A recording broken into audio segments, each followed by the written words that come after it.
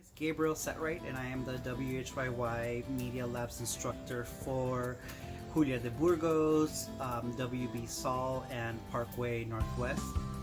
To my high school students, I am so proud of you. You've accomplished so much.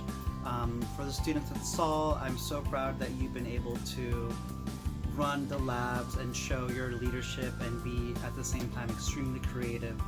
For my students at Parkway, I am so happy that you have a lot of ideas and that you're willing to experiment, and how fast you picked up and learned everything in this first year. So yeah, enjoy your films, and I'll see you next year.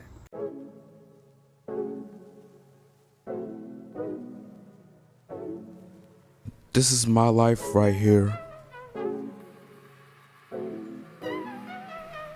Don't let your past define you. From sunup to sundown. Why?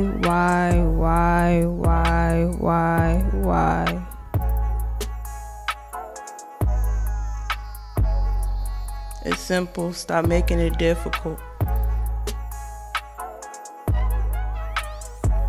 Straight from the muscle, no handouts. My family is just the best. Learn to strive through hard times. Finding yourself in tough situations. Life goes on, I don't stop. Don't give up, achieve your dream. Take one step at a time. Always adventure beyond your expected desire. Make a change in your life.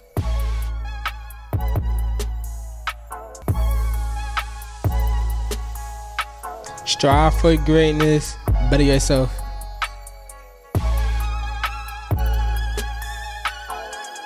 I live with your lifestyle, elevator.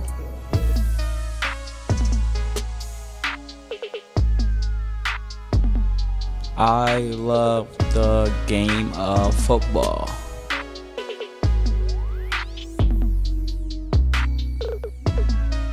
I am here, I enjoyed, I'm out. Believe in yourself, strive for greatness.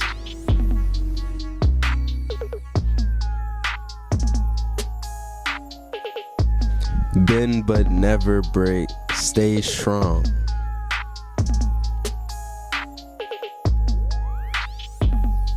I'm straightforward and everyone hates it.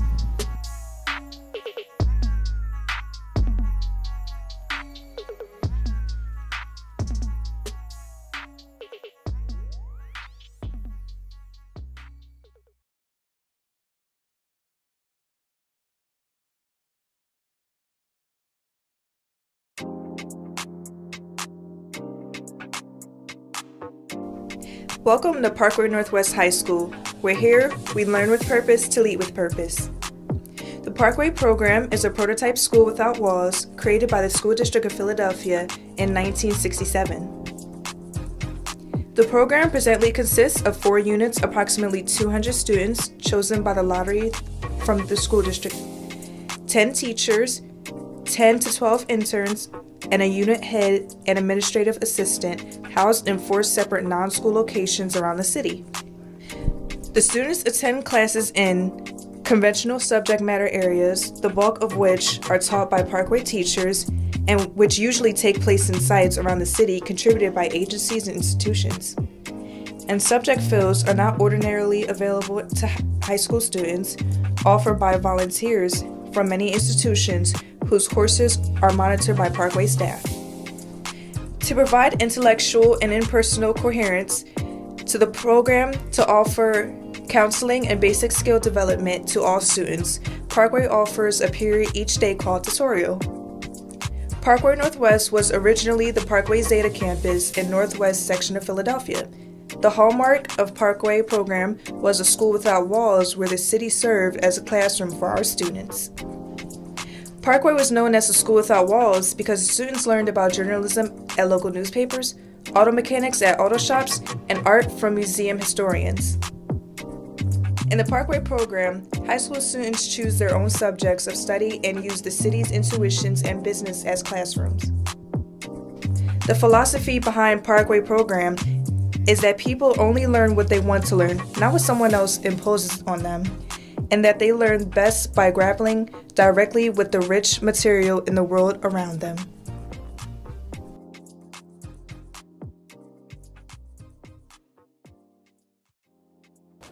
Okay, my name is Miss Santana, and I teach English 4, and I also teach a social justice, peace and social justice course called Seminar, and public speaking. Hi, my name is Victor Glenn. I'm a biology and environmental science teacher here at Parkway Northwest. Well, when I was a student at Parkway, it was a small school. It felt like family. You called your teachers by their first name. We went out for lunch. We did institutional credits where we got jobs kind of like outside organizations in the community. And it was just a really positive community-filled educational experience. It was very peaceful every day. There were like no fights ever at Parkway. Very little disrespect. It was just fun. I loved it. Parkway was more or less like a family. We were in a small, tiny building, had 2 floors, not many classrooms. There was only 2 bathrooms in the whole school. So the teachers and the students had to use the same bathroom. So it was kind of a tight fit. But it was a close-knit school because it was so few students and so few staff. So we came together as a family. Well, now I'm a teacher. I'm not a student. I still feel like it's a family, community atmosphere. I still have lots of fun with my students. I guess it's just different. The size is a bit different. When I went to Parkway, we weren't in like an institutional building like this. This is like a formal school. We were in like a house somewhat, and it was on a college campus. So we had a different environment. This is a bit more inner city. Well, the main thing is changed in size, the size of the student population, the size of the building. We were, like I said, we were in a small, tiny building when I first came to Parkway. So students, the number of students changed, the number of staff changed. Quite a few teachers, retired or left. So I was one of the newer teachers when I first came here to Parkway. So just, changes in staff, changes in the student population, changes in protocols, changes in, the school district wanting more out of the teachers. Me and my sister attended Parkway together. So we used to come to school together every day, and she was a singer and I was a dancer, and we always were performing for the school in some capacity. So my favorite memory is definitely performing in some Parkway talent show, which we did all the time with my sister. That was my best memory. And prom, because I was cute. Oh boy, that's kind of a hard one. Some of my favorite memories when we used to have what was called Winter Elegance, where the students would perform, students sang, students danced, students rapped. I even got an opportunity sometimes to get up there and rap and got up there to dance and everything. So it was, those type of activities. The holidays, we used to, on the holidays, make breakfast for our individual advisories. So I would bring in, things, and, we would have big breakfasts, each individual advisory. So those are some of the things that I do, really remember about Parkway, just those close things and those sharing times during the holidays. So those are the things, my best memories of Parkway. And then a lot of the staff who were here and eventually retired or left and went to other schools. Well, Parkway is a school for peace and social justice, and I feel like the school lives up to its name. I love the people here, the staff members, and I like how the staff and the students have like a family bond and they really get along with each other, and I feel like that's what makes Parkway Parkway. It means you have to come to school on time with a good attitude. You can't be disrespectful, you can't be fighting. You gotta do your work. You gotta focus on you and what you wanna get done. And that's what what college you wanna go to, and that's what they want us to do.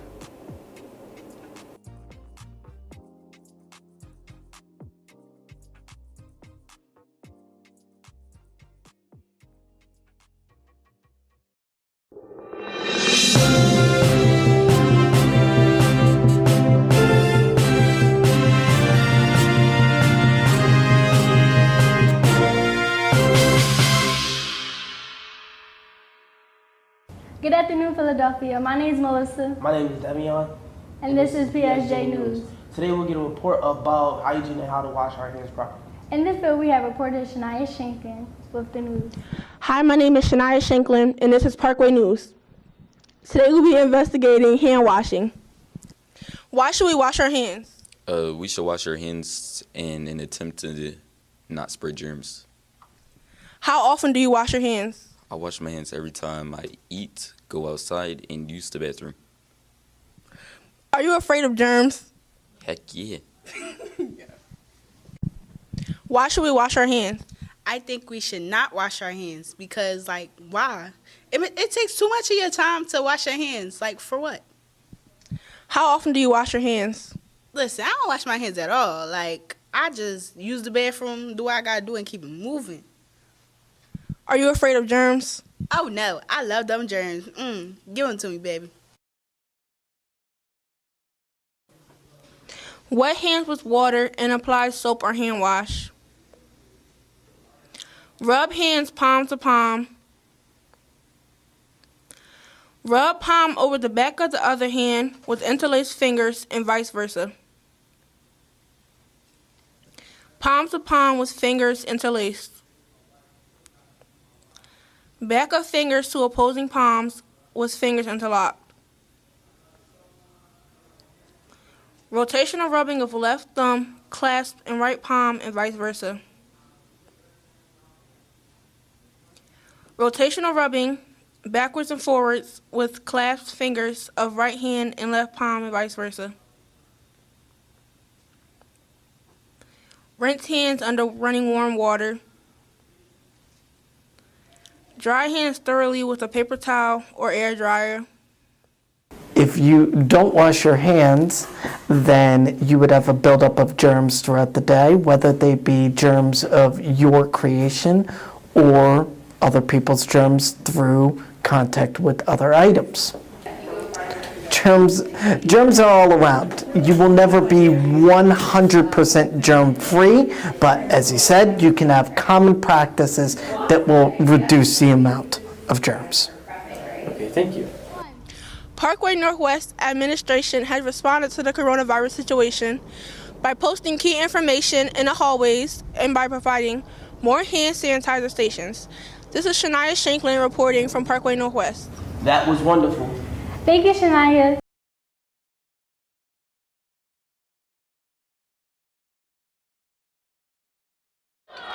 When I say park, you say way. Park. Park. When I say park, you say way. Park. Park.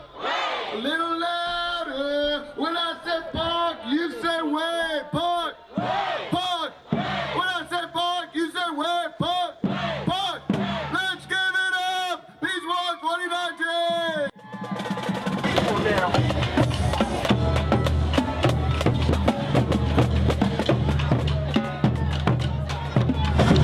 Hi, my name is Simone Shaw. I'm in the 12th grade, and we're doing this because the Peace Walk is a movement for people that can't walk. So we walk for you if you can.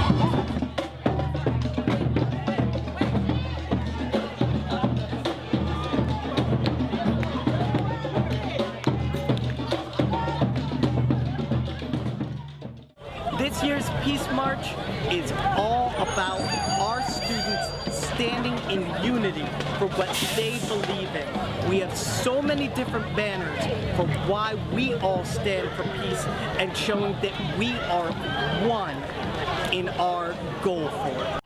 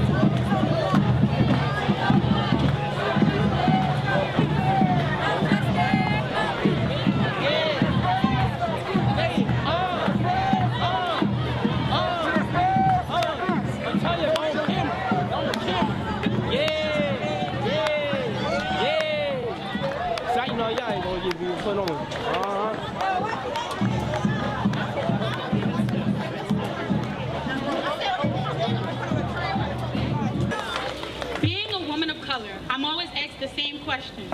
Is this your real hair? Are you mixed? Why don't you like getting your hair wet? Then you touch my hair. All right, America, you've got me. When my hair isn't straight, I look unprofessional or messy. You challenge me and tell me, maybe I should try something different because my natural hair isn't working for you. Why can't my natural hair be enough? But who said I was doing this for you? No, I don't want a wig, and yes, you can keep your weave. I'd rather rock my Meek Millies with my scarf on. Now, there's nothing wrong with wigs, and there's always space for bundles. No discrimination to my sisters that slay, whether it's ours or store-bought. Some days it's nappy, other days it's manageable. That doesn't mean I'm gonna change who I am. But that doesn't make this a petting zoo either. A black woman's hair is an extension of her beauty, and it's often an expression of her black pride. It's a crown, so please don't touch my crown.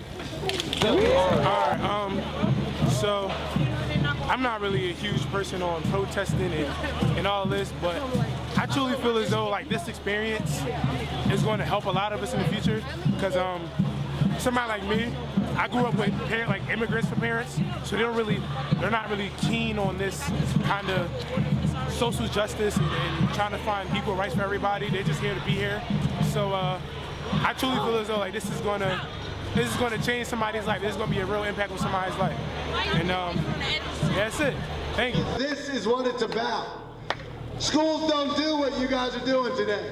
You are stepping up and you are showing that this narrative of inner city versus suburban, this school versus that school, the haves versus the have-nots, is a bunch of crap. Every day when you wake up, we believe in you, the city believes in you, and oh, by the way, the state from here to Erie believes in you.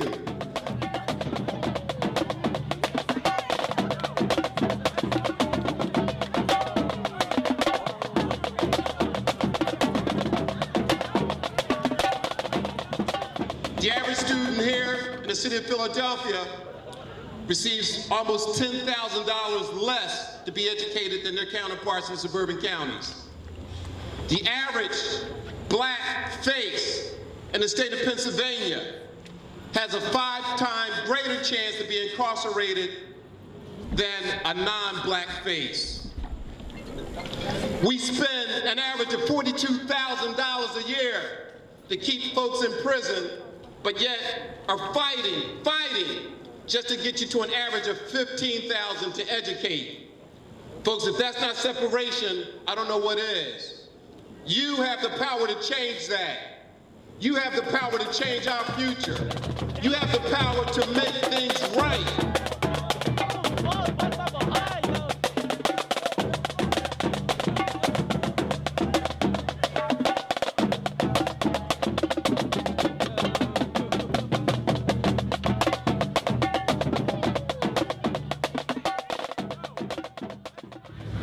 But there were people who came here from other parts of the country who freed themselves and got support from black folk, from white folk, from indigenous people, so they could realize their full humanity as best as possible. Why does that matter to us? Well, slavery was a state law, and I'm a state lawmaker. So there were people in my position centuries ago here who decided if you were a person or property. This impacts all of us.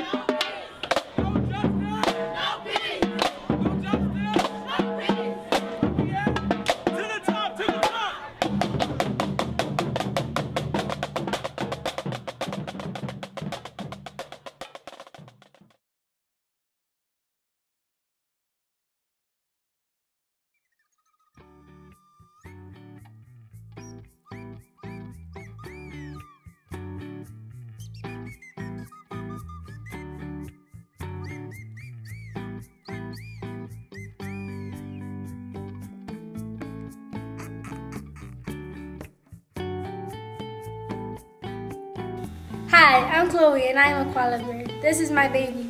We live in Southern and Eastern Australia. We eat gum leaves and other Australian tree leaves. We love to sleep all day, but lately we can't sleep because our homes are burning down. There are bushel fires in Australia, burning down the trees where we sleep and the leaves that we eat. Please let it rain. I have a lot of friends I want to introduce you to. My first friend is a big, lovable, furry polar bear. Hello, I'm Popo the polar bear. I live in RJ within the Arctic Circle. I love my home and it's sadly disappearing because of climate change. Also, some of my polar bear friends and family are going extinct because of this issue. Is there anything we can do before it's too late for us and the other animals that are going through the same similar situation? That's kind of sad. My next friend is an eagle. Hello, I am Fred the Eagle. I live mostly in North America. I eat mice and fish. I am a symbol of freedom. I am not an endangered species. I eat from the rivers, and please keep the rivers clean. That is great to hear that you're not endangered. My next friend is a red-eyed tree frog. So, how are y'all? I'm Freddy the Frog, and I'm here to tell you about my environment. My home is in danger because people are cutting down my trees. Oh, almost forgot. I live in Central America, and I eat bugs and other delicious insects. Please help me stay alive so I can stick by you more. Bye!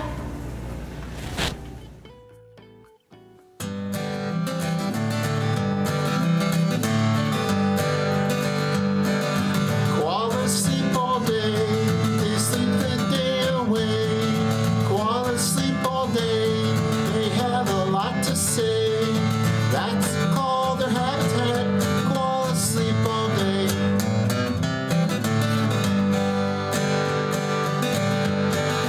Polar bears live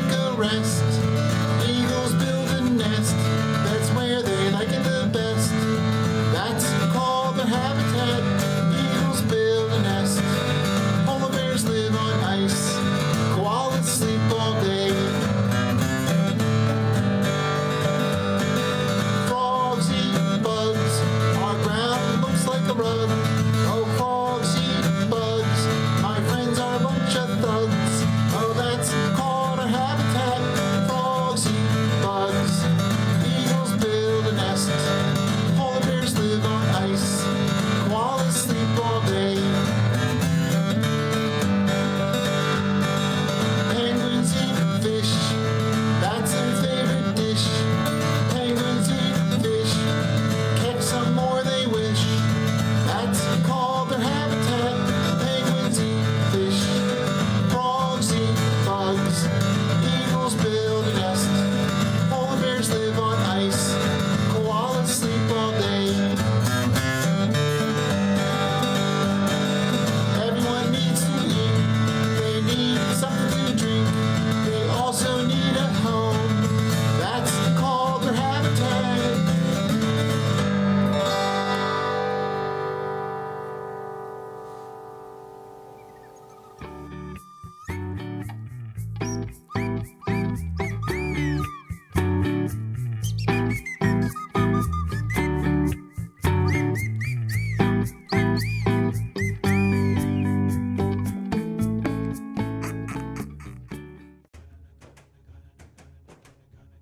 So right now we're focusing a lot about Black Joy, because that's just not something that's like you find talked about in like the academic curriculum.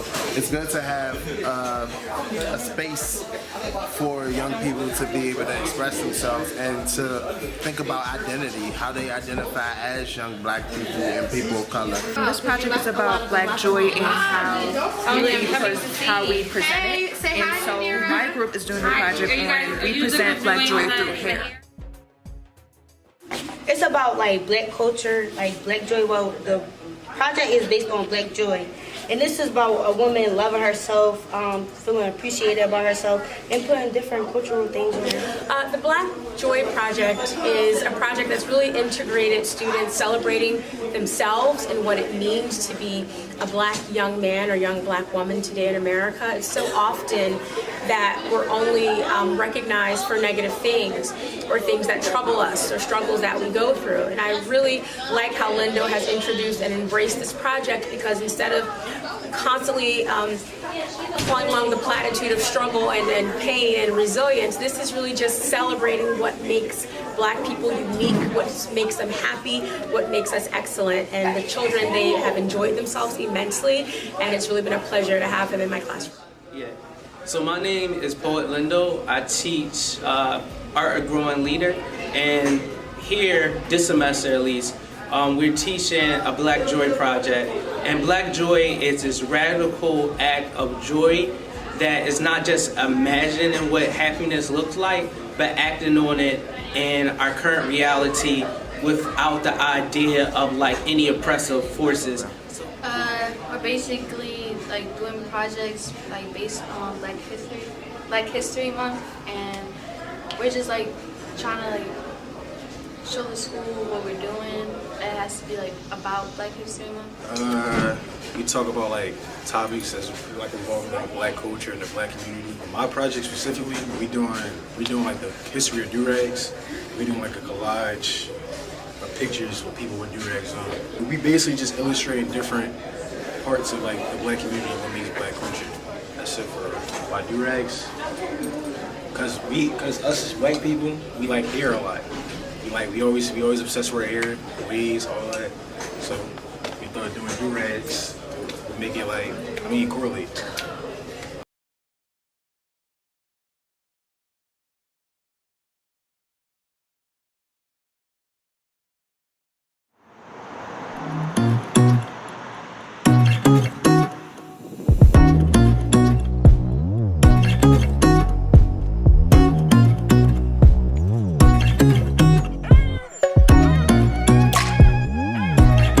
Excuse me, sir, I have a question. What are you doing here? Well, I'm having a ball, that's all.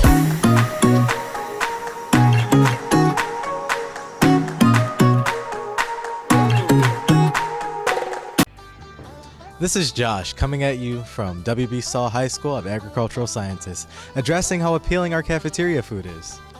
The School Reform Commission, in conjunction with the Central Level School Health Council, will begin to implement a federally mandated USDA district-wide wellness policy that will support students to become fit, healthy, and ready to learn. So, do you eat the school lunch? Yeah, I do. Why do you eat the school lunch?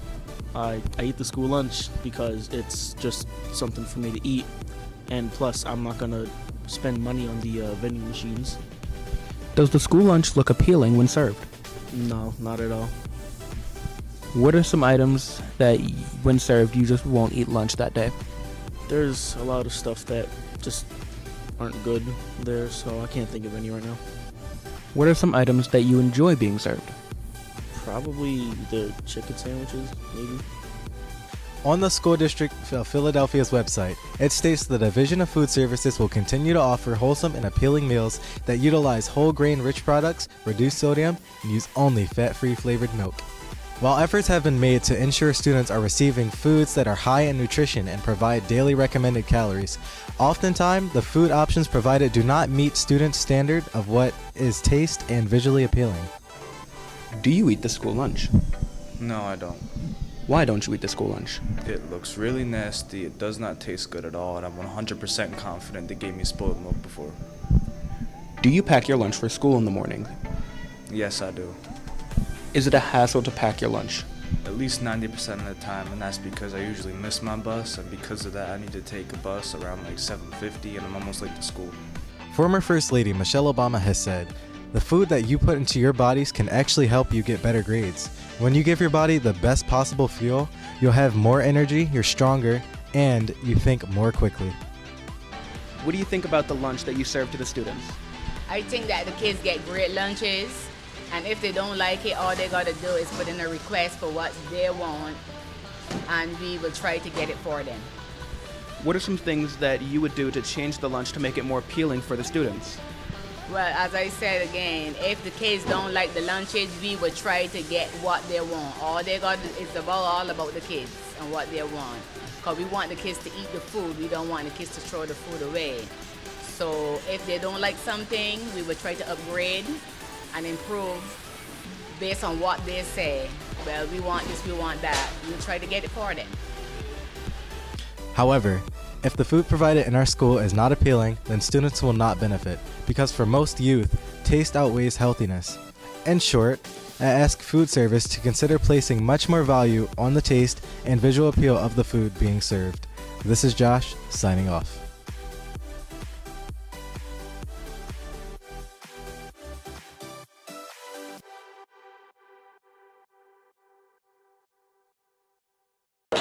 We're gonna strike because our bars are rising. I'm here to support my school, WHYY Saul.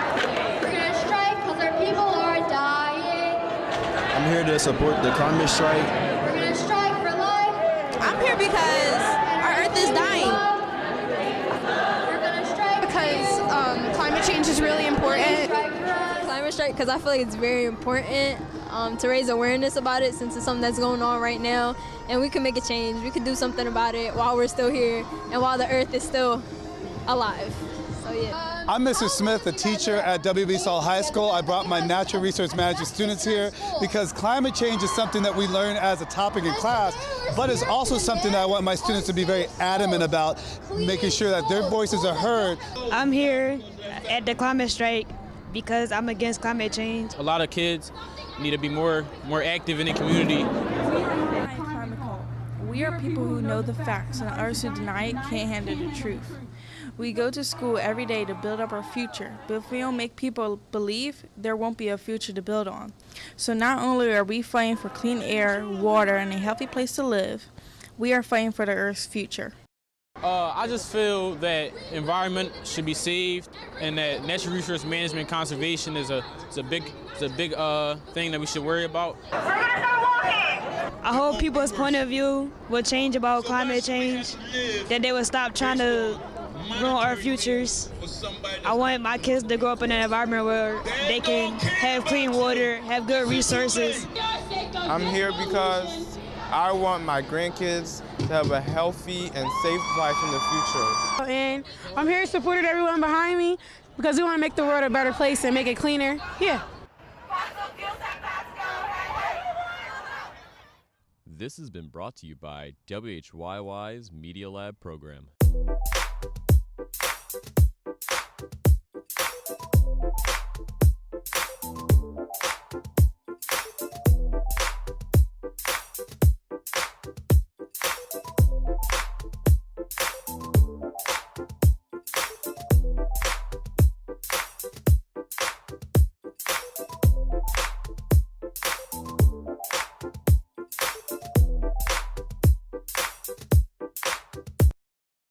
Hey guys, Sam here.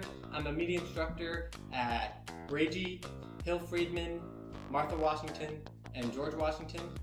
I just wanted to say that I miss you guys. Great work this year, especially to all the kids in our after-school programs. I can't wait to get back to it in the fall, hopefully in person, and have a great summer. See ya. Attention, this is the Hill-Freedman World Academy Media Club.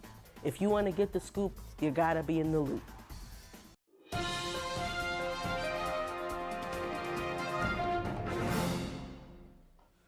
Hello, welcome to Hill-Freedman News. I'm your host, Robert Dave Claremy. So let's get down to the announcements. On January 20th, we have Martin Luther King Day, but don't be so comfortable because we're gonna have the midterms following up then.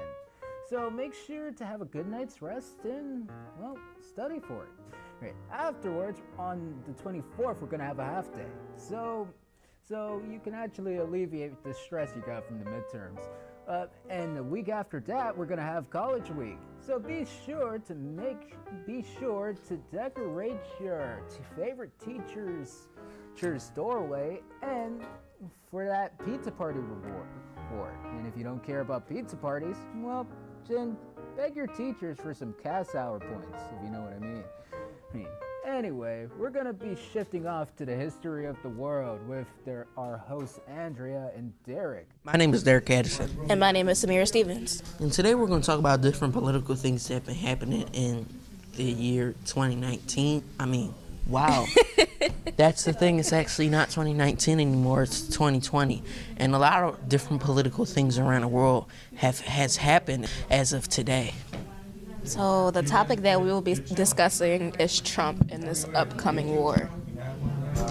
Different teens from today have been paranoid about getting drafted into World War III when the draft was abolished in the 60s or the 70s of the 1900s, and that's 50 years ago basically. And they're basically just trying to recreate stuff that's already happened and it's not working out. So what happened is the supreme leader of Iran, right? Mm-hmm. Trump ordered a bomb strike. Trump ordered a bomb strike on the supreme leader of Iran, and that really affected their country as a whole, and they're ready to retaliate at any moment, and that's what causing a lot of peril in the U.S. And I don't think it would lead to anarchy, but you never know what could happen. That is true. Right now, we're going to be shifting off to a cartoon debate between Amir and Josh. See you then. Hello, we are the Media Lab Geeks, and my name is Amir Bankhead.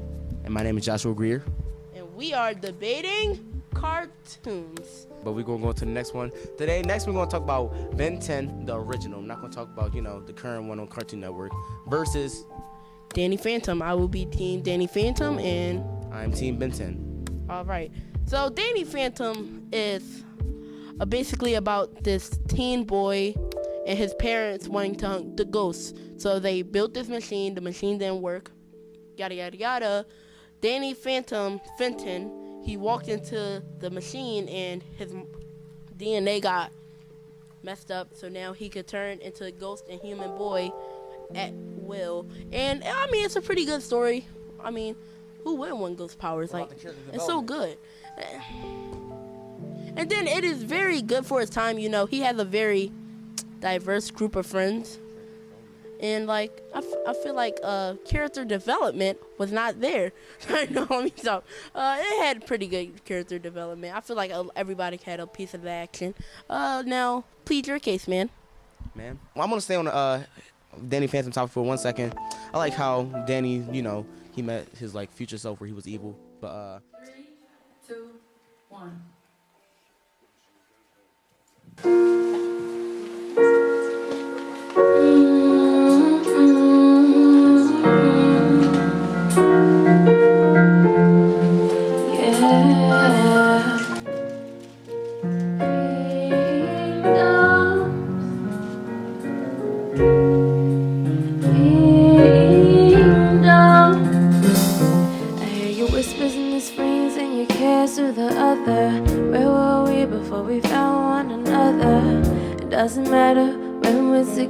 we can build anything. You're a king, I'm a queen, and you would think it wasn't meant to be.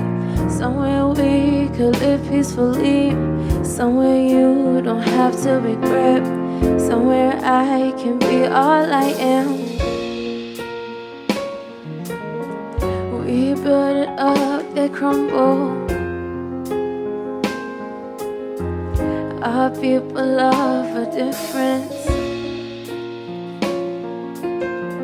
From the very dirt and the soothing ground, all we ever wanted was a kingdom.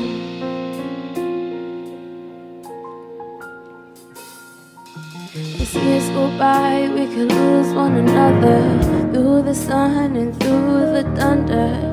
Most over time with one another, as we hope to build on one another. And you would think it wasn't meant to be, somewhere we could live peacefully, somewhere you don't have to regret, somewhere I could be all I am. We build it up, they crumble. Our people love a difference. From the very dirt and the soothing ground, all we ever wanted was a kingdom. A kingdom. A kingdom. A kingdom. A kingdom. A kingdom, yeah, yeah. A kingdom. Oh, yeah, yeah.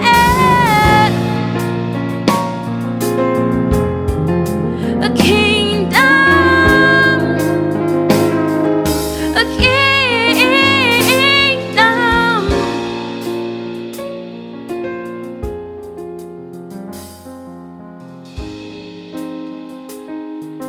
All we ever wanted was a kingdom. Thank y'all. That was Kingdoms by myself. I'm Jalen. I will be introducing Adora Jones, who is coming up to sing next.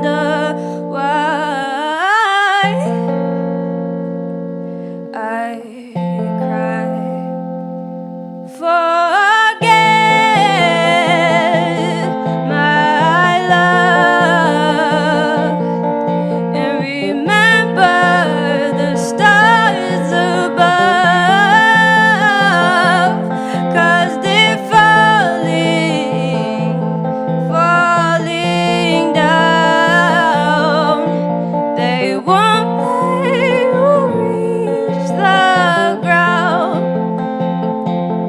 Forget my love. Remember the stars above. Forget my love and remember the stars above. Forget my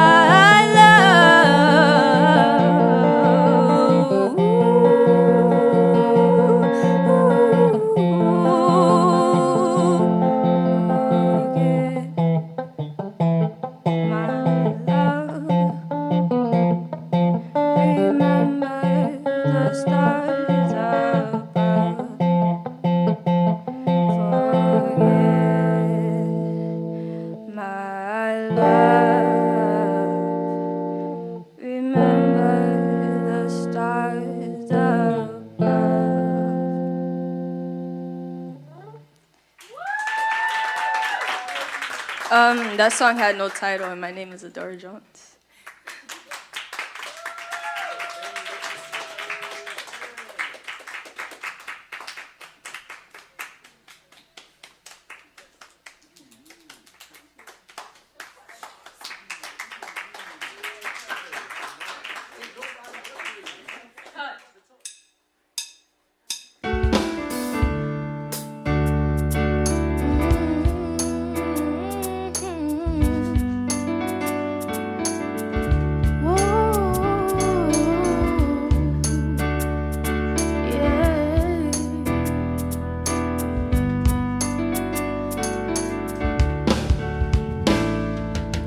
I don't know how your life is coming along. If you're feeling down, then turn up this song. I want this music heard across the world. You can be transgender, man, woman, boy, or girl. Yeah, music doesn't discriminate. The problem with the world is all the hate. Even though we don't have the same race, our blood is the same. All over the world, all over the world. Everyone join us sing all over the world. Even though you may be different, you still can play a part. Today people are afraid to show a little heart. I know we've all been hurt before. Don't let that hold you back anymore. Let the music heal your soul. Melodic vibration, take control. Even though we may speak a different language, our blood is the same. All over the world, all over the world.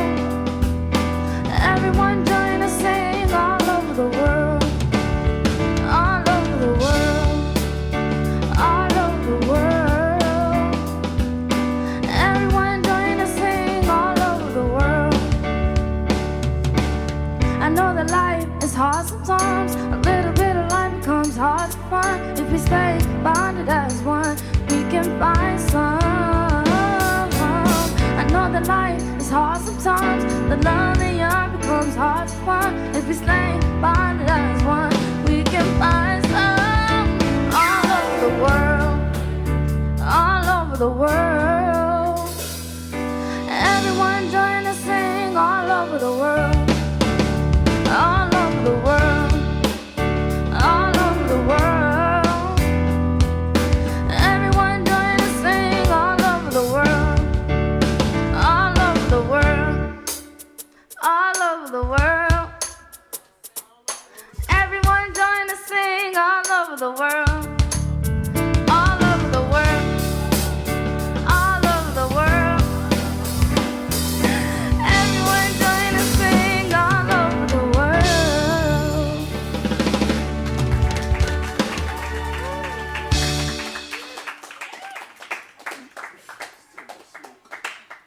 Okay, I'm Kamaya Bradley, and the song that I have just sung is called All Over the World.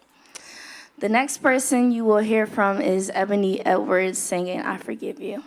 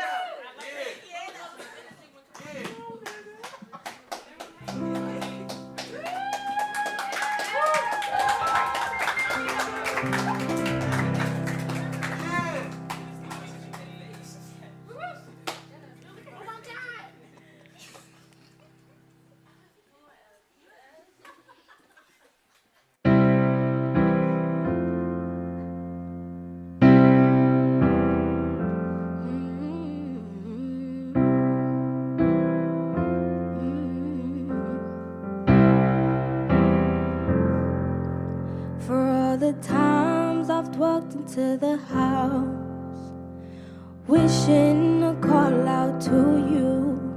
For all the times I've wondered if you loved me, or if you'd be there like you were supposed to. But I was who I was, I am who I am, I will be who I will be without you. I was who I was, I am who I am, I will be who I will be without you.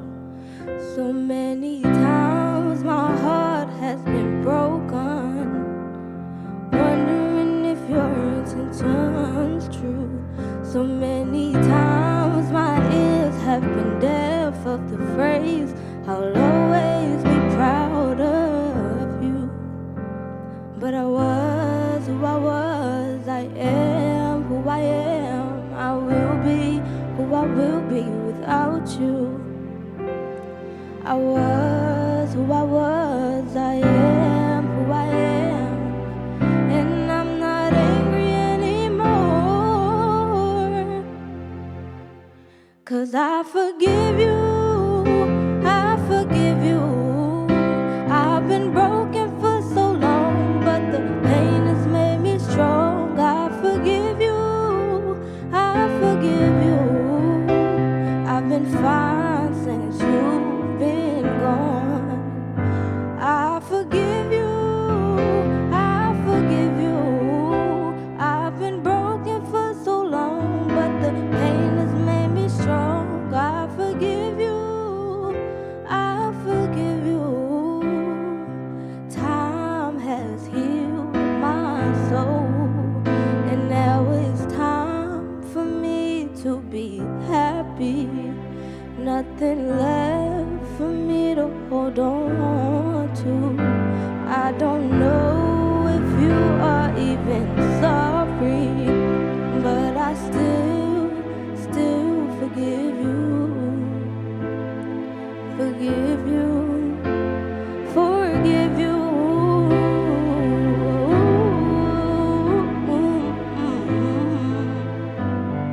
Forgive you, forgive you.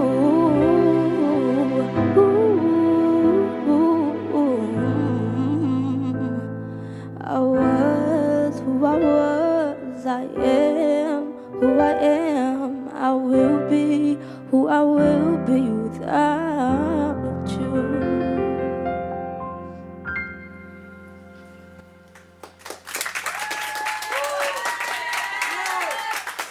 I'm Ebony Edwards, and that was my song, Forgive You.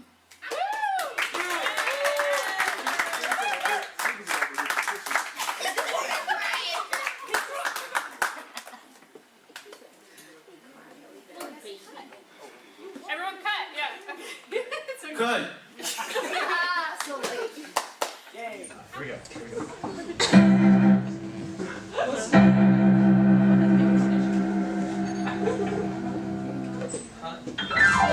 Take 4. This is actually real, y'all. This happens in the studio all the time. Most songs you heard, they recorded like most stuff. All right, here we go. I'm just surprised we haven't had to do it up to this point. Here we go. Hello, my Kensington crew. I miss you all so much, and I hope you and your families, friends, and neighbors are all safe and healthy. To my sports marketing crew, I'm so sorry that we weren't able to finish our films, but I hope that you were having fun and learning in the process, and that you're continuing to do that in your own way. To my Media Lab seniors, I want to give a special shout out for not only being ultra mega awesome in general, but for getting acknowledged by winning the city's Tapwater PSA competition with your film, Plastic Literally Hurts. And of course, for graduating, even in these strange circumstances. So congratulations, Ryan, Anais, Mariah, Daniel, and Chris. Late October, and all was well. Well, that was until the incident. The video game club incident. What I think what happened was, I guess, we was all in the class. There was a pizza party that Cruz had thrown. It's a pretty chill day. Cruz got pizza. And I guess when we all left, I guess he found out that's when some of his games were missing. I don't really know exactly what, I just know that somebody stole 3 video games from Mr. Cruz. He ordered some Domino's pizza. We was in the class. Everyone came, and we were helping Cruz clean up. And then he pointed out that 3 games were stolen. What originally had happened was, apparently, I was absent for the day it had happened. And after finally finishing up, Cruz had checked his own games and found that 3 were missing. The way I felt after the video game club incident, are we calling it an incident? I guess the video game club incident. So how did I feel? I really was very confused. I was confused as to why someone would do it. Like everyone in the club, they had a really good reputation of who they are, and the people that were engaging with the club seemed like very nice, genuine people. Yeah, I've been considering starting the club up again. I've had many of the club members ask if they could donate money or give me money to buy the video games back. But I feel like that's a bit unfair. If the team members of the club could take more initiative and actually do real fundraising, then that would be great. But I would definitely start the club up again if I get my video games back. I respect Cruz. I love him. He's one of my favorite teachers, and I've only had him for half the time that I know everyone else that I know that had him for. Mr. Cruz is a good person. He has his soul. He's very happy. He's very open-minded. He's a very cool person. He was doing really cool things. He was kind of uniting the whole school in general. Everyone already views us as untrustworthy. People mention Kensington High School and think that it's a low-class school, and whenever someone asks, hey, how's Kensington? I always tell them, actually, it's a lot better than people would expect. But after that, I don't think it's as great as I don't think people should view it as highly as I thought they would originally. It gets other people together in that class to meet new friends, get to know other people. It brought the people who like video games together. It really hurt me bad because it ruined something that I really like doing with Mr. Cruz. I would like to say to Mr. Cruz that I'm sorry that this happened, and I hope that this type of situation never happens to you again. I really regret that they would do that, something like steal the games. Again, I would bring my own stuff. I can't steal my own things, you know? Yes, I totally would. Like, I'll do anything for Mr. Cruz to be able to bring it back. If I had it, I would actually pay for all the games and give it back to him. However, the story does have a happy ending. Yes, as it turns out, despite the incident, the club has officially been reinstated. Now under the new name Nerd Life, you can come and play video games, cosplay, and do all things engineering in Mr. Cruz's room. Room 316. On Tuesdays from 3 to 4 p.m. And remember, come. Embrace your inner nerd.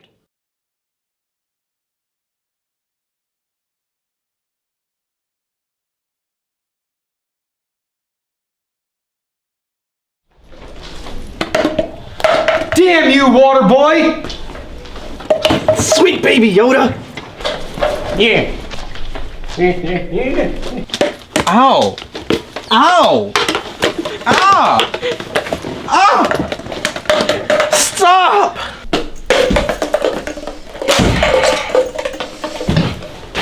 What happened to you? I got hit by a water bottle. Like, why does plastic hurt so much? Plastic can hurt our bodies more than we realize in many different ways. Plastic can cause cancer and other diseases. It hurts animals, including the ones we eat, plus it pollutes our bodies, minds, and communities. So use this. And that's only one of the ways to deal with the plastic problem. Ensure to fill your reusable bottles at hydration stations to tackle the plastic problem all on your own. Hello, Ben Franklin High School. Students, teachers, and staff, I hope you and your families and friends and neighbors are all safe and healthy. I know it has been a tough year, and I know next year might be a tough one too, but I want to let you know, it's going to be all right. It may not always feel like it, but it will be. And we're all in this together, and we're all going to keep pushing towards a better world for all of you and all of us. I miss you all. Mrs. Fisher's class, Miss V's class, everyone else. And I want to give a special shout out to the students who came out to the Media Lab after school in spite of everything this year, especially Lucas Gonzalez, who showed up every single session, and Abdella, Ajane, Darius, Elijah, Ibrahima, Jaden, Jaheen, Micaiah, Maya, Natasha, Samaj, Teresa, and Warren. Thank you all, and check your email for your certificates. And students at Benjamin Franklin High School considered that we should have high school recess.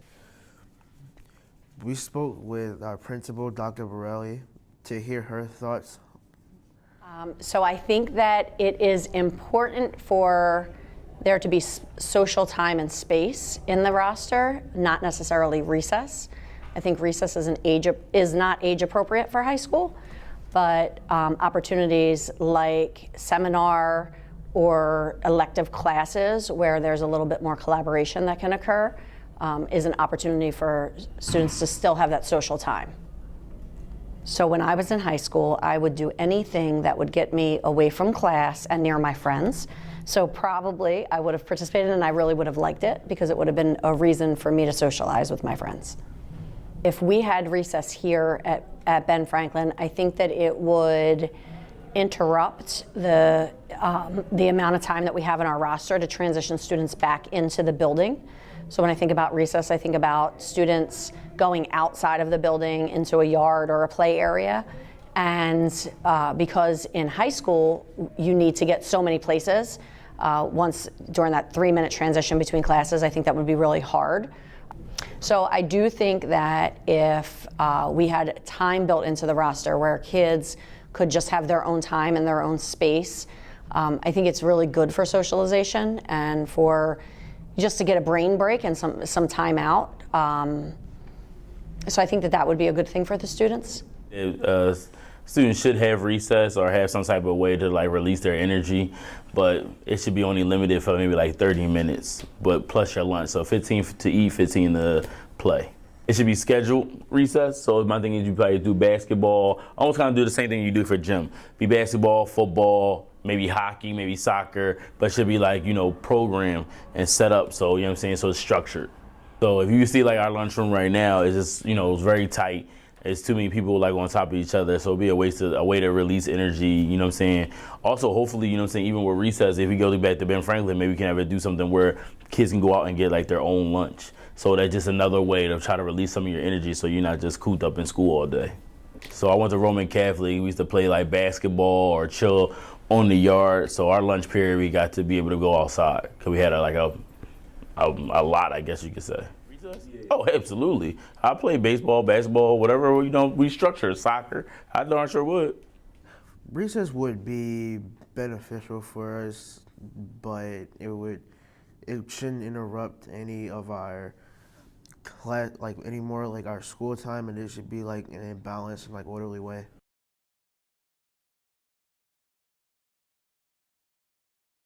It's the end of the school year. Shout out to all my students at Franklin Learning Center, H.A. Brown Elementary, and Penn Alexander. I'm so proud of you guys for finishing out the year strong. This is such a weird time that you'll talk about for the rest of your lives. I hope you're enjoying time with your friends and family. I hope you're getting outside, and I hope that you're continuing to think about how awesome it'll be to get back to the Media Lab when it's time. We miss you so much.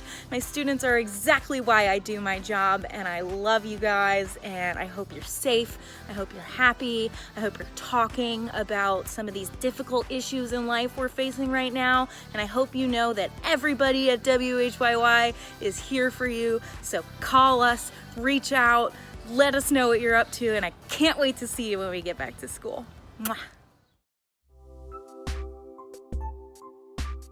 Hello, my name is Hannah Woodruff with the Flash FLC. In this video, we'll be discussing the basics of writing an article. First, you will develop a pitch. A pitch is a brief description of an idea you would like to write about. When you pitch to an editor, you will work together to form your story. Once your pitch is accepted, it's time to research. When you read about your topic, look for context, identify helpful data, and find the best sources that you can use in your story.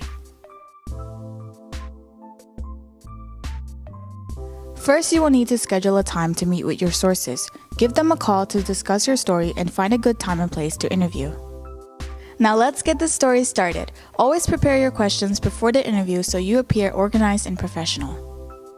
Conduct an interview in a quiet place and be sure to record the audio. Ask your source open-ended questions about their background, experiences, and connection to your story. Be sure to take notes and record their name, title, and age or grade. Once you have your research and interview completed, you're ready to write. Keep your story engaging and informational by mixing facts and data with direct quotes from your sources. Always remember that a journalist's first obligation is to the truth. Use trusted sources and do not alter quotes when writing your story. You did it! Great work! The last step is working with your editor to fix any mistakes and make your story the best it can be. Thanks for watching! This has been Hannah Woodruff from the Flash FLC.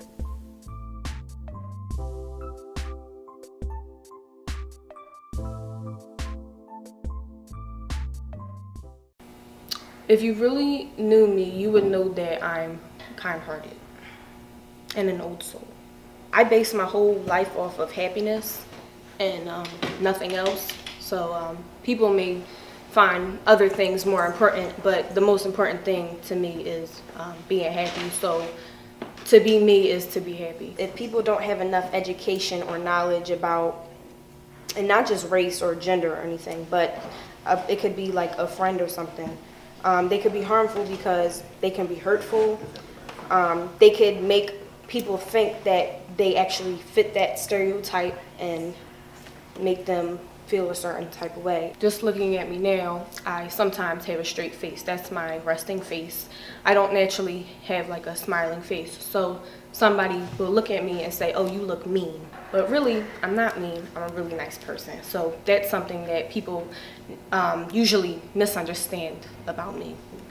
If I don't understand somebody's culture, one, my first instinct is not to judge. I always ask questions and I want to get to the root of why things are the way they are.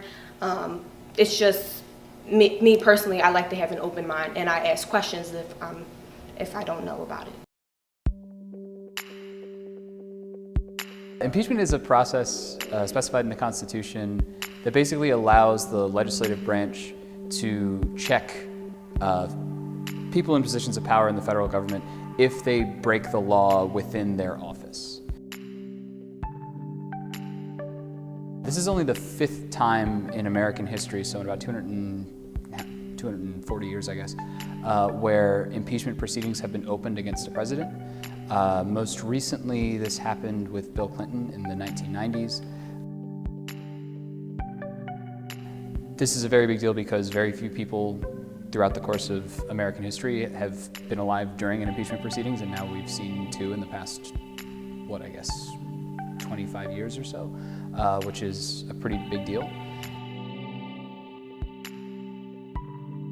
One thing that we've seen in the past several decades is that the president has tremendously expanded the power of the executive in his ability to negotiate and deal with foreign powers. And it's not a coincidence then that this impeachment comes on the heels of some potentially shady dealings between the President of the United States and the President of Ukraine. I mean, I think something really, really exciting about our political moment right now is how politically engaged young people are.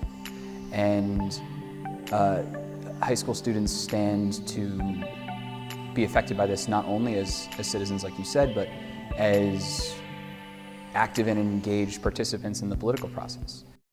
My name is Yashua Irizarry, and I'm from Philadelphia, PA. A stereotype is like something that's like widely spread about a race, a sexuality, like used in a lot of medias that just like depict one certain topic about a person. They can be harmful because like you could think some way about a person before you know them. People wouldn't want to be around you because you could say the wrong thing about wrong people.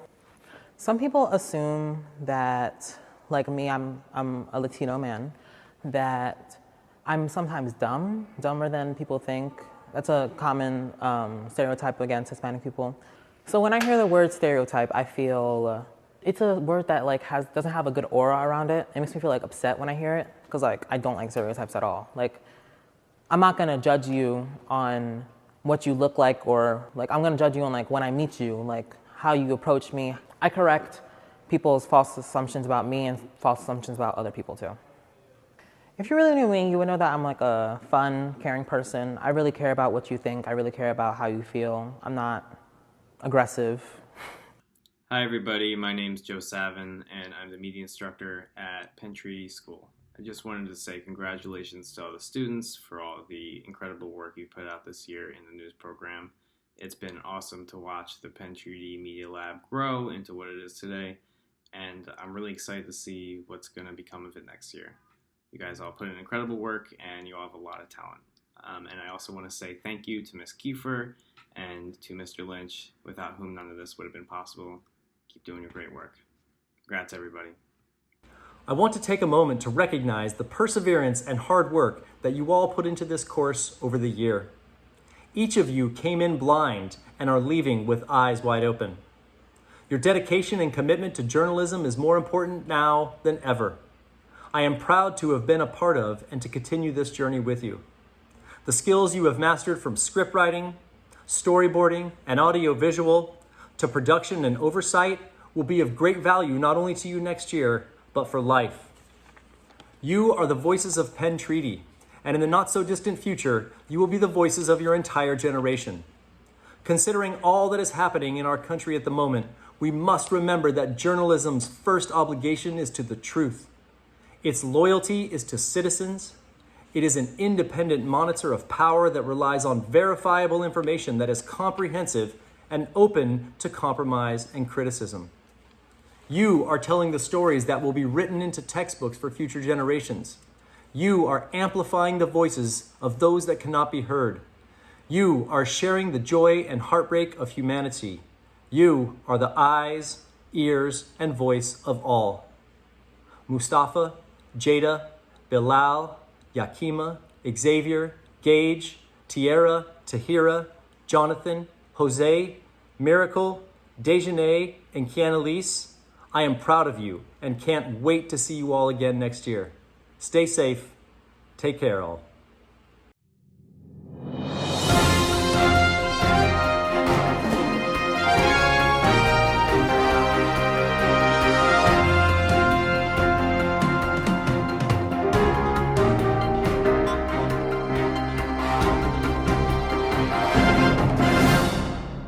Good morning, students and staff of Penn Treaty. I am Jose. And I'm Bunny. And this is today's news. For those unaware, today's a half a day and you are all on morning schedule. For all 8th graders, high school applications are due by October 30th.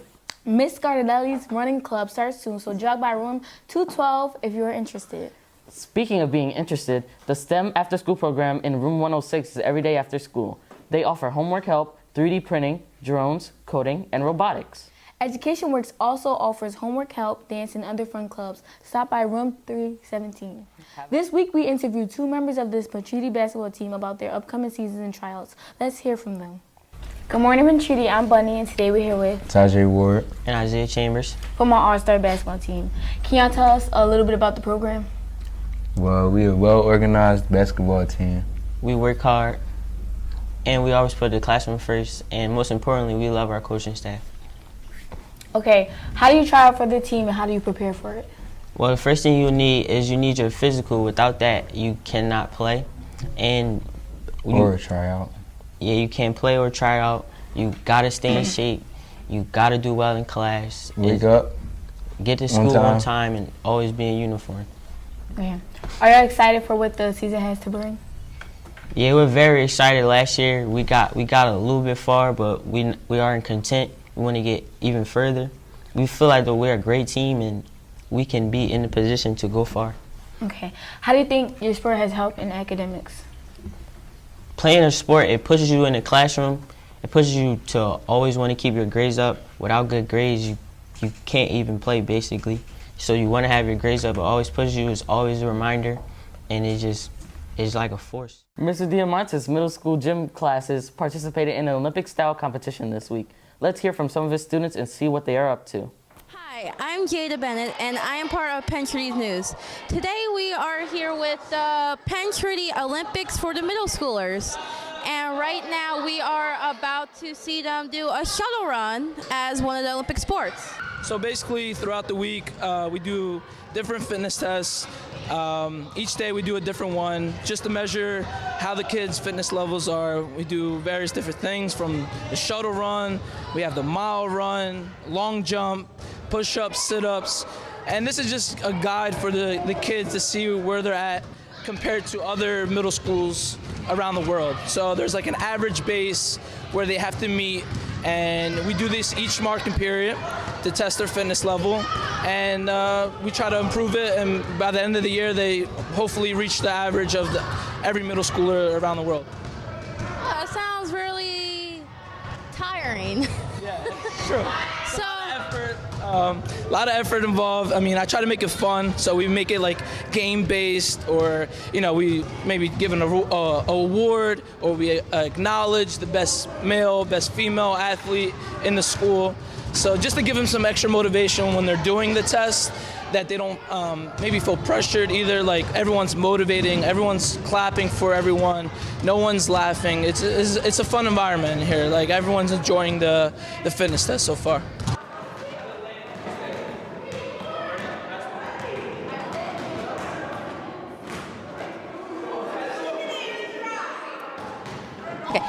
Hi, I'm Jada Bennett, and I am from Penn Treaty News. Today I'm here with Mustafa, Albert James, Ibrahim Shemeni.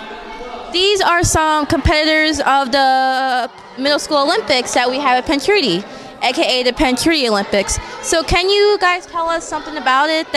Is it fun? Yeah, it's fun. So how do you win? If you have the fastest time, like if your time is like 9 point something or like lesser, you win. Yeah, like you get like first girl or first boy. Yeah, they get a Dunkin' Donuts card and stuff. Okay, so the prize is a Dunkin' Donuts card if you win. Yep. Okay, so have you guys competed yet? Yeah, we already did. I'm competing Friday. I won. I was the first place. He not the fastest. I just missed the beanbag, but I'm still the fastest. It's alright. So, can you tell me when are the winners announced? He tells you when everybody's done. No, we don't know yet because it's other classes. So yeah. So it's between all the middle school. Yeah, basically. Okay, so do you guys think you're gonna win? Yeah. You guys seem really confident there. Yep. Yeah. Always gotta be confident in yourself. You're totally right about that. Ms. Rotino has spearheaded the school's recycling program. Here's Canlise for more information on recycling. So I'm going to be telling you what can be recycled and what cannot be recycled. Plastic bottles, they can be recycled as long as they don't have anything in it. So coffee cups, teachers, be aware. You cannot recycle coffee cups, but you can recycle this, the cardboard. You can't recycle this because it has plastic in it, believe it or not. So it goes in trash. Aluminum cans, they go in the recycling bin. The lids off the coffee cup go in the recycling bin as well. These papers, you can put them in the recycling bin, just make sure not to crumble it. Okay, these cardboards can be recycled as well, just make sure to break them down. Bags, They might seem plastic, but you have to put them in the trash. They're not recyclable. These chip bags cannot be recycled. They go to the trash. Don't forget, everybody, make sure to recycle, help the school out, make sure to put your trash in the trash because there's some people that just be throwing them on the floor, and that's not okay. That's dirty. So, bye, y'all.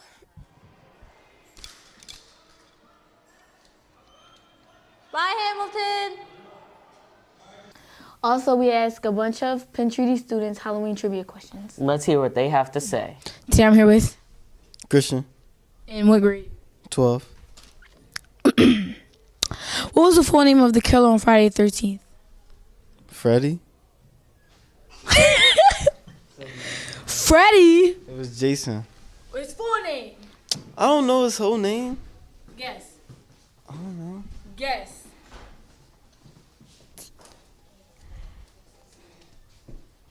I'm gonna keep saying Jason. Name two. See, I'm here with. Bargoff, Name 3 types of chocolate bars. Twix, Snickers, and Milky Way. Okay. Go eat your pizza. Go eat your pizza. Today I'm here with Jaden.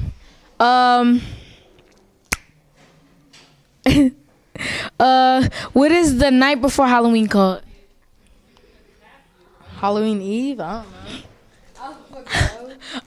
All right. What was the full name of the killer on Friday the 13th? The full name? Jason. I don't know. Jason Voorhees, something like that. Okay, that's right. Voice. Voorhees. Okay. Name 3 types of chocolate bars. Keep talking, Mike. Hershey, Kit Kat, Snickers. Okay. Today I'm here with. Zion. You already know what's up. Okay, I want to ask y'all a quick question. Name 6 candy bars in 2 seconds. 10, 9, Hershey, 8, Kit Kat, 7, Snickers, 5. Payday. 4, I don't know, bro. 3, Reese's. 2, Y'all suck. Let's go. Hi, today I'm here with. Hi, I'm Maddie. Okay, name the killer on Nightmare on Elm Street. I have no idea. I honestly don't know. I've never seen that movie. Okay. Okay, it's Freddy Krueger. Okay, today I'm here with. Michael. Okay, what was the full name of the killer on Friday the 13th? It depends. It's Jason's mother or Jason. The full killer? Voorhees. Okay, thanks. Today I'm here with. Edward Virgo. What are you doing? Who's the killer though? Hi, today I'm here with. Edward Virgo. Name the killer on Nightmare on Elm Street. Jason. It's wrong. It's Freddy. Have a great weekend, Penn Treaty. Be safe and be kind. Hello, Miss Joy here. I'm the media instructor for Kappa and Constitution High School. I want to say that I'm so proud of you for all the work and effort that you put in with the Media Lab this past year. I'm also so proud of you for the virtual learning that you've had to go through and endure, but you've been so strong and you pushed through, which I knew that you would be able to do. I want to give a shout out to my star student at Kappa, Kate. She's been doing so much great work with her art. She did a really great, awesome art series with COVID-19 where she painted people with masks who are on the front lines. We also did a short video together with home anxiety. And I'm looking forward to all the great work that she will do in the future. I also want to give a hoorah to Daniel Bradshaw at Constitution High School. He's done so much great work in the Media Lab. He's also assisted me as the Media Lab coordinator at Constitution High School. I want to send out a great congratulations. I know you do so much great work at Villanova University. Congratulations, and I look forward to seeing all of you next year.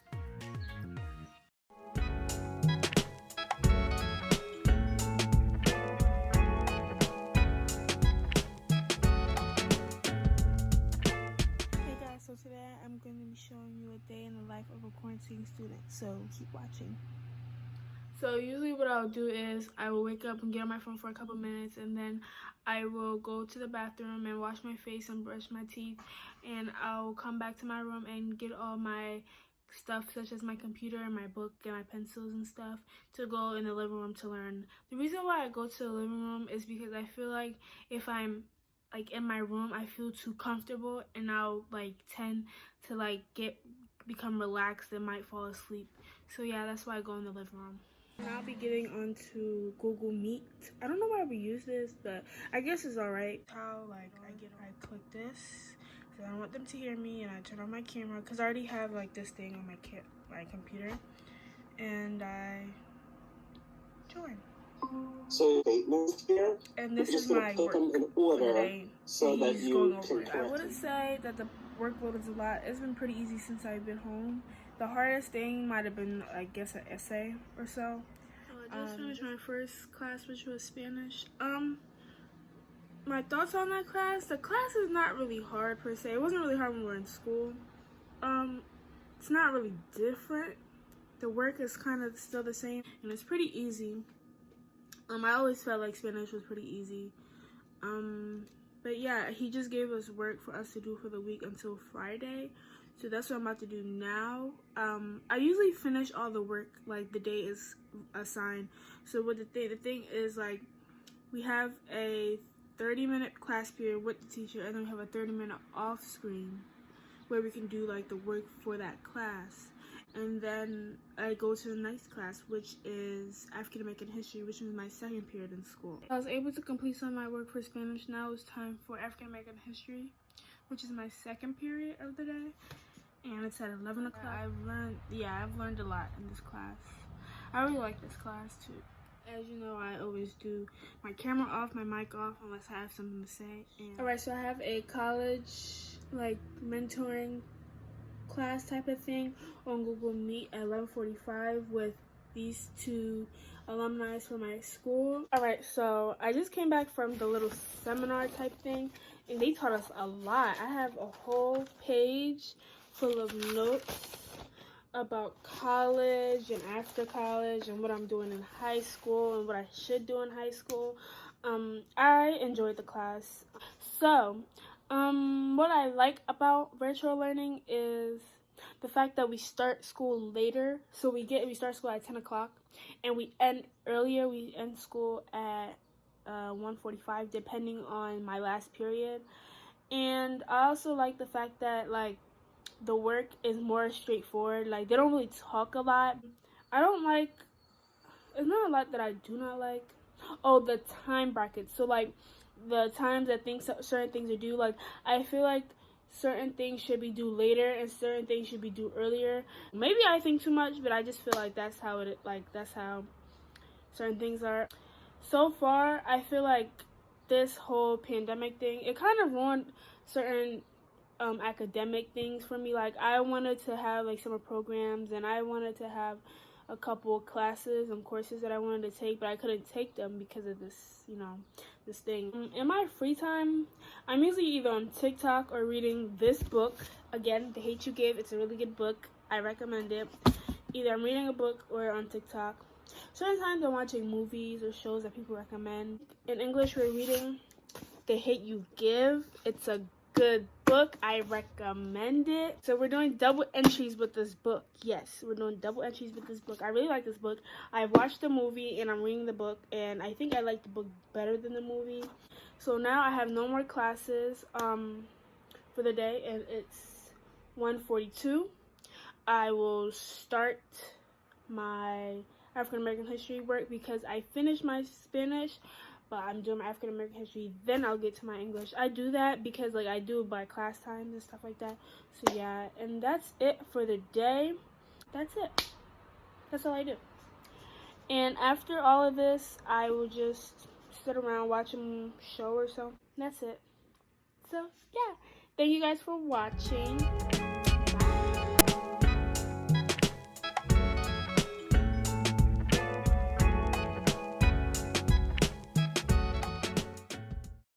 Anxiety comes in many forms, each one having different or similar symptoms from the rest. What are we to do when those anxieties become too much to handle? What do we do if we're stuck in our house all day, seeing the same faces, hearing the same voices, waking up to the same routine every day? Home anxiety. The anxieties we are now facing each day being stuck inside. What can we do? What anxieties are we facing? I interviewed a couple of my peers about their experiences with anxiety in their homes, along with professionals and their advice. Julio Salabarria is a freshman at Community Academy of Philadelphia. He is someone who has been affected by this mentally. He goes over his anxieties and his fears. My worst experience anxiety so far would have to be, it was the other day, and it was of me and one of my siblings. We were like arguing for some reason, I don't know. And I was just like ready to like, I was so ready to like lose my mind, and break everything in this house. But I did not. I walked outside the house and I'm like, I'm gonna sit out here and I'm gonna relax. And that's what I did, and then I took a walk, and I was just on the phone with my friends, just talking. An early intervention specialist from Jewish Family and Children's Services, Chris Scanlon, works with high schoolers in the school district. He explains what anxieties we may feel and what anxiety is. One thing I could definitely see happening that I have been seeing is what's called separation anxiety, right? Mm-hmm. So you're typically something happens, like an event, and then this causes the person, some different levels of anxiety. They start fearing the worst for their loved ones, and now that they're separated from them, they can't stand it. There's this constant worry and the fear of losing others. As a senior attending Kappa High School, Adam Douglas goes over the time he had left in the rest of his school year. As a senior, we go hard, especially at Kappa. All of those senior gatherings, those events, prom, ditch days, graduation practice, and all that stuff. But I would say the biggest thing that we're missing out on is getting a chance to become, I guess, more or less friends with our teachers. I mean, throughout most of the year as a senior, yeah, you're learning, but then when they realize that you're moving on to bigger and better things, you begin to see each other as an equal, and you make these experiences and relationships that last a lifetime. With school closed and parents having to work at home, many are concerned about how their children will be while staying inside. Alex Rodriguez is a parent of 2 girls. He works at ERSA, Court Reporters, and now spends most of his time at home rather than an office. Of course, it's more of a talking at the home with my kids to see how they're feeling too, emotionally. We play games, we read, we keep ourselves also mentally and spiritually